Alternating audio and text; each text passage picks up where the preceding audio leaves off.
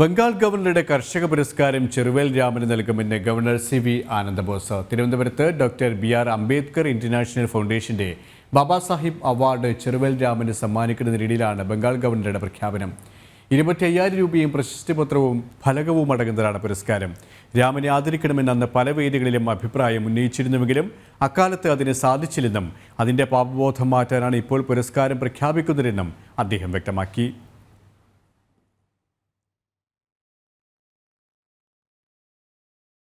ശ്രീ ചെറുവേൽ രാമൻ്റെ കാര്യം കൃഷി വകുപ്പിൽ ജോലി ചെയ്തിരുന്ന സമയത്ത് അദ്ദേഹത്തിൻ്റെ പ്രവർത്തനങ്ങളെക്കുറിച്ച് മനസ്സിലാക്കാൻ അവസരമുണ്ടായിട്ടുണ്ട്. വളരെ എളിമയോടുകൂടി ഞാൻ പറയുകയാണ്, അന്ന് അദ്ദേഹത്തെ ആദരിക്കണം എന്നൊക്കെ ചില നിർദ്ദേശങ്ങളുണ്ടായിരുന്നെങ്കിലും എന്തുകൊണ്ടോ ആ നിർദ്ദേശം നടപ്പായില്ല.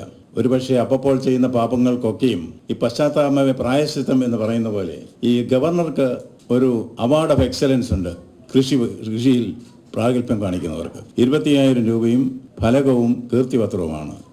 അത് നിങ്ങളുടെ എല്ലാം അനുവാദത്തോടു കൂടി ശ്രീ ചെറുവേൽ രാമന് നൽകാൻ അനുവദിക്കുക.